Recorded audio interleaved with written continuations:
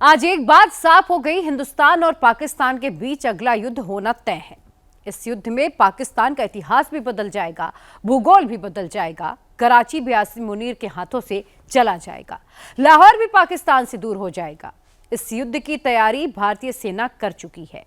यह जंग पीओके से शुरू नहीं होगी, लेकिन खत्म पीओके पर तिरंगे के साथ होगी। मुनीर जंग का नया फ्रंट खोलने की प्लानिंग कर रहा था। मुनीर का प्लान डिकोड हो चुका। यकीन मानिए, मुनीर ने बहुत बड़ी गलती कर दी है।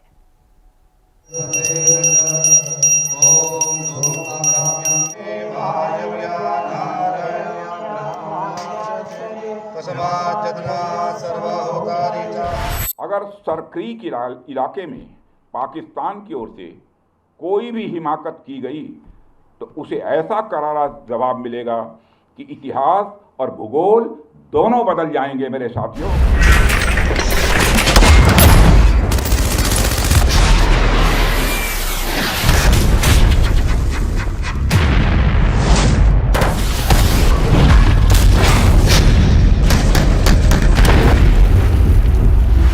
पाकिस्तान की नीयत में खोट है, उसकी नीयत साफ नहीं है। जिस तरह से हाल में पाकिस्तान की फौज ने सरक्रीक के सटे इलाकों में अपना मिलिट्री इंफ्रास्ट्रक्चर बढ़ाया है, वह उसकी नीयत बताता है। आज 2025 में पाकिस्तान को याद रखना चाहिए कि कराची का एक रास्ता क्रीक से ही होकर गुजरता है।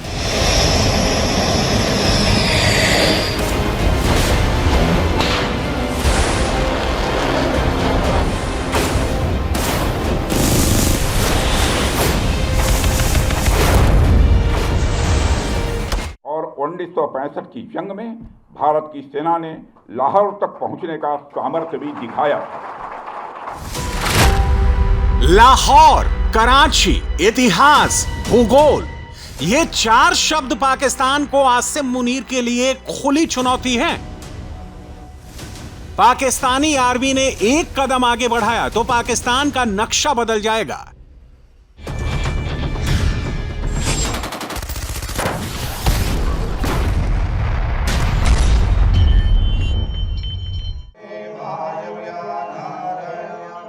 ये वही शस्त्र हैं जिनका इस्तेमाल पाकिस्तान के खिलाफ युद्ध में होगा। ये इंडियन आर्मी के सबसे हाईटेक गन्स हैं जिनको पाकिस्तान के लिए खरीदा गया है।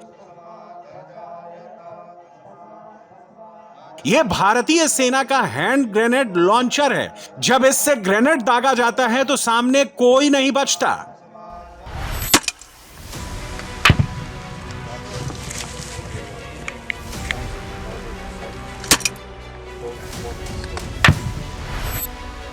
ये भारतीय सेना का रॉकेट लॉन्चर है। जब इससे फायर होगा तो पाकिस्तान कायर की तरह भागेगा।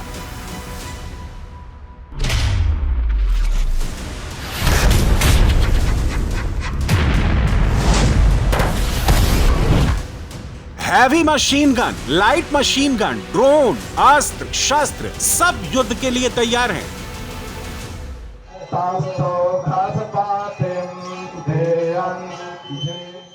सबसे भीषण टैंक, सबसे विध्वंसक आर्टिलरी गन का पूजन हो रहा है।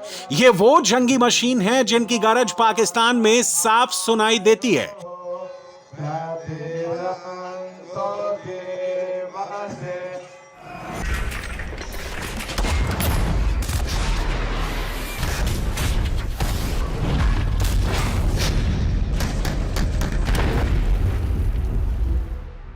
शस्त्र पूजन हो गया है, अब रण की बारी है, जिसके लिए इंडियन आर्मी रेडी है। बस ऑर्डर की देरी है।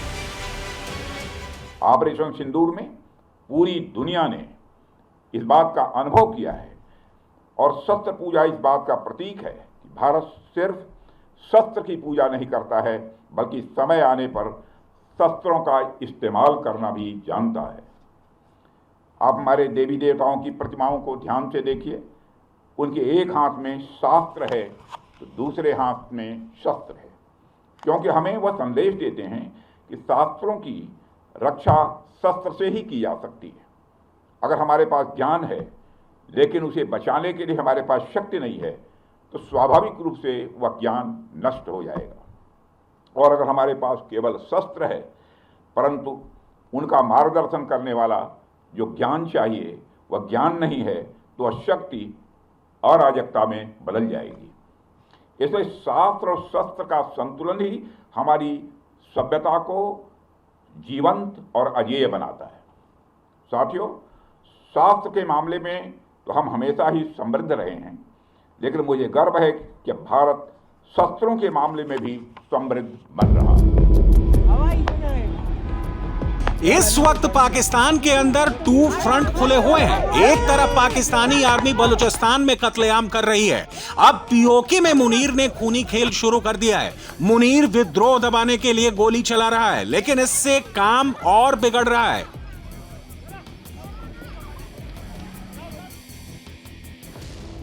पाकिस्तान के फील्ड मार्शल पर जबरदस्त प्रेशर पड़ रहा है। मई में मुनीर ने खुद को पाकिस्तान का हीरो बताया था, पाकिस्तान को बचाने वाले मसीहा की इमेज बनाई थी, लेकिन अक्टूबर शुरू होते ही मुनीर पीओके का सबसे बड़ा विलन बन गया।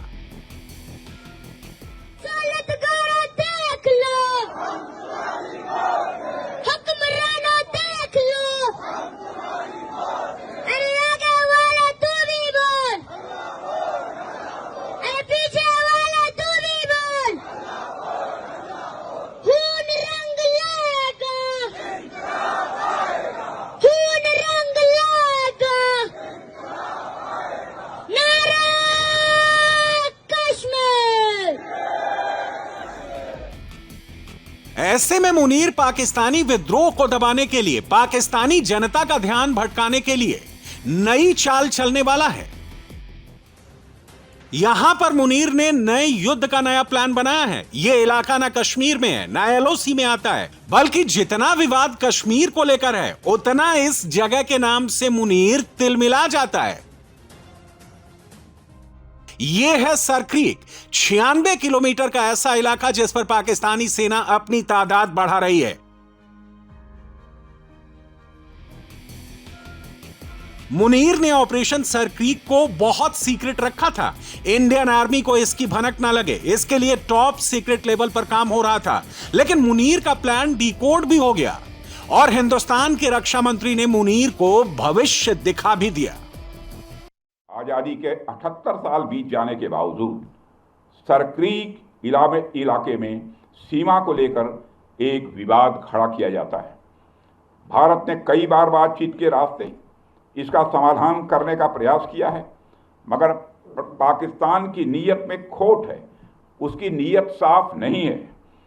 जिस तरह से हाल में पाकिस्तान की फौज ने सर क्रीक के सटे इलाकों में अपना मिलिट्री इंफ्रास्ट्रक्चर बढ़ाया है, वह उसकी नीयत बताता है। साथियों, भारत की सीमाओं की रक्षा भारतीय सेनाएं और बॉर्डर सिक्योरिटी फोर्स मिलकर मुस्तैदी से कर रही हैं। अगर सर क्रीक इलाके में पाकिस्तान की ओर से कोई भी हिमाकत की गई तो उसे ऐसा करारा जवाब मिलेगा कि इतिहास और भूगोल दोनों बदल जाएंगे मेरे साथियों। और 1965 की जंग में भारत की सेना ने लाहौर तक पहुंचने का सामर्थ्य भी दिखाया। आज 2025 में पाकिस्तान को याद रखना चाहिए कि कराची का एक रास्ता क्रीक से ही होकर गुजरता है। कराची का रास्ता सर क्रीक से होकर गुजरता है। अब जरा सर क्रीक की लोकेशन, हिस्ट्री और मिस्ट्री सब समझिए। ये जो लाल रंग की लाइन दिख रही है, यही है सर क्रीक की वो रेखा जिसको मुनीर क्रॉस करना चाहता है। सर क्रीक की लंबाई 96 किलोमीटर है। सर क्रीक सिंध और गुजरात को अलग करता है, लेकिन इस लाइन को पाकिस्तान 1947 से नहीं मानता है। जिस वक्त ऑपरेशन सिंदूर जारी था, जिस वक्त पाकिस्तान ने ड्रोन और मिसाइल से हिंदुस्तान में हमला करने की कोशिश की थी, ठीक उसी वक्त मुनीर ने सर क्रीक को भी टारगेट बनाया था, जिसका जवाब उसको तुरंत मिल भी गया था। साथियों, ऑपरेशन सिंदूर के दौरान पाकिस्तान ने लेह से लेकर सर क्रीक के इस इलाके तक भारत के डिफेंस सिस्टम को भेजने की नाकाम कोशिश की। भारत के डिफेंस सिस्टम को उन्होंने भेजने की एक नाकाम कोशिश की, जबकि भारत की सेनाओं ने अपनी जवाबी कार्रवाई में पाकिस्तानी एयर डिफेंस सिस्टम को पूरी तरह से एक्सपोज कर दिया और दुनिया को यह भी संदेश दे दिया कि भारत की सेनाएं जब चाहें, जहां चाहें और जैसे भी चाहें पाकिस्तान को भारी नुकसान पहुंचा सकती हैं। अपने सामर्थ्य के बावजूद हमने संयम का परिचय दिया, क्योंकि हमारी सैन्य कार्रवाई आतंकवाद के विरोध में थी। इसको एस्केलेट करके जंग छेड़ना ऑपरेशन सिंदूर का उद्देश्य कभी नहीं था। मुझे इस बात की खुशी है कि भारतीय सेनाओं ने ऑपरेशन सिंदूर के सभी मिलिट्री ऑब्जेक्टिव यानी सभी लक्ष्यों को सफलतापूर्वक प्राप्त करने में कामयाबी हासिल की है। मगर आतंकवाद के खिलाफ हमारी लड़ाई जारी है। 1965 और 1971 युद्ध में पाकिस्तान ने सर क्रीक पर कब्जा करने की कोशिश की, लेकिन दोनों बार हार मिली। करगिल युद्ध हारने के बाद अगस्त 1999 में पाकिस्तानी एयरफोर्स प्लेन ने सर क्रीक को क्रॉस किया और भारतीय MiG-21 ने उसको मार गिराया।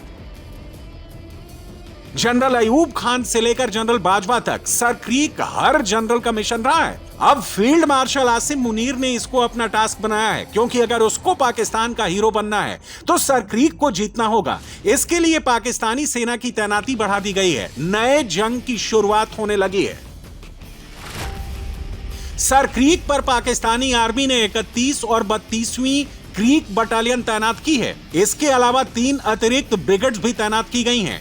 पाकिस्तानी नेवी मरीन को भी यहां पर डिप्लॉय किया गया है। जमीन से हवा में मार करने वाली मिसाइल लगाई गई है। नेवी जंगी बोट्स यहां पर हैं। इसके अलावा एडवांस रेडार भी लगाए गए हैं। साल 2008 में जब मुंबई आतंकी हमला हुआ था, उस वक्त भी क्रीक के रास्ते पाकिस्तानी आतंकी आए थे। इस रूट को मुनीर आतंकवाद का नया रूट बनाना चाहता है, लेकिन ऐसा करने से पहले उसको कराची और लाहौर दोनों गंवाने पड़ जाएंगे। सर क्रीक से कराची की दूरी 125 किलोमीटर है। अगर मुनीर ने एक कदम सर क्रीक की तरफ बढ़ाया तो इंडियन नेवी से इतने मिसाइल, इतने गोले दागे जाएंगे कि कराची में सिर्फ कबाड़ बचेगा। कराची को तबाह करने की ताकत इंडियन जंगी जहाजों में है। जंगी जहाजों को तैरता बारूद का गोदाम बोलते हैं, क्योंकि एक जंगी जहाज में इतना गोला बारूद होता है जो पूरे शहर को शमशान में तब्दील कर सकता है। इसका एहसास 1971 के युद्ध में पाकिस्तान को हो चुका है, जब भारतीय नौसेना ने कराची को धुआं कर दिया था।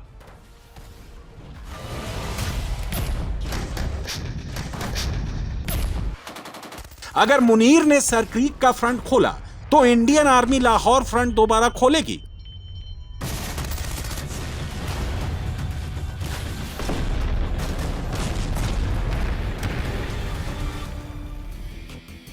ये तस्वीरें 1965 की जंग की हैं, जब इंडियन आर्मी लाहौर तक पहुंच गई थी। लाहौर के पुलिस स्टेशन में तिरंगा लहराया था और पाकिस्तानी सेना डर के मारे लाहौर छोड़कर भाग गई थी।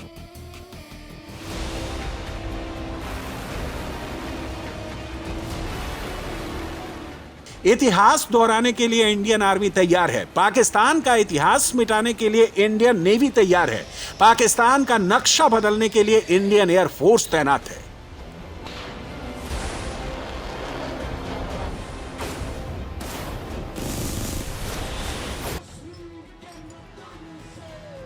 पाकिस्तान का नक्शा बदलेगा, खुद बदलेगा, जिसकी शुरुआत भी हो गई है। हर घंटे, हर दिन के साथ पीओके आसिम मुनीर के हाथ से निकल रहा है।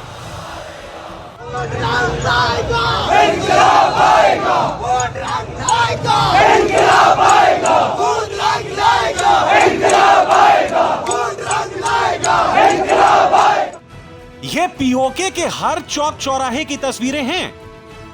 बिजली के खंभों में जो कपड़े टंगे हैं, ये इस्लामाबाद पुलिस की वर्दी है। ये पाकिस्तानी सेना के जूते हैं। मुनीर ने जिन जवानों को पीओके का विद्रोह रोकने को भेजा था, वो अपनी जान बचाकर भाग निकले। एक इस्लामाबाद पुलिस वाले ने वर्दी है टंगी हुई। ये क्या था, ये इसका है जना या मेन पलाकाना चौक चेक करो।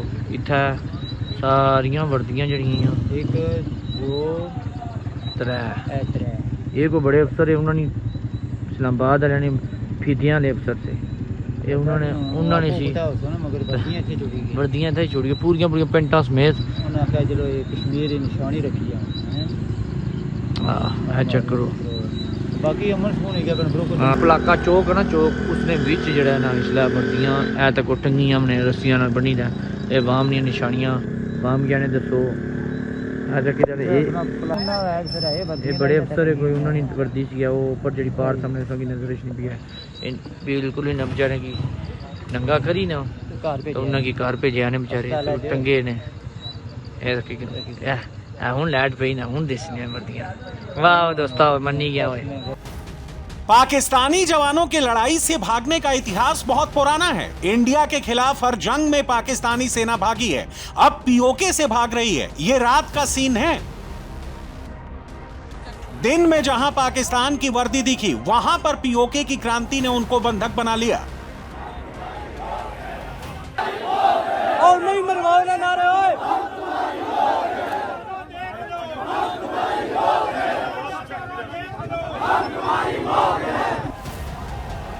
जो पाकिस्तानी फोर्स पीओके में खून बहा रही है वो अब अपना खून बचाने के लिए भाग रही है।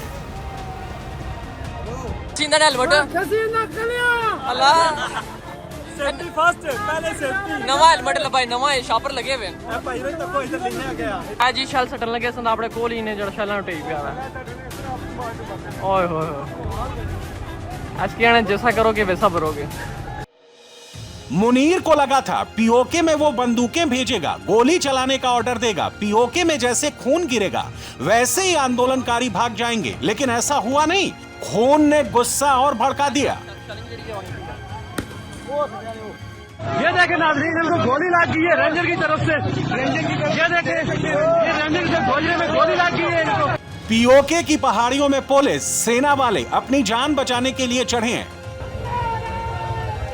उनको पता है कि जैसे वो नीचे उतरेंगे वो बचेंगे नहीं। मुनीर ने पीओके में वो आग लगाई है जो अब बेकाबू हो चुकी है। अब पीओके एलओसी पार कश्मीर को देखता है तो उसको विकास और विनाश का फर्क दिखता है, और यही फर्क पीओके अब बर्दाश्त करने के लिए तैयार नहीं है। सर क्रीक से लेकर पीओके तक आसिम मुनीर की एक गलती पाकिस्तान का इतिहास और भूगोल बदल देगी।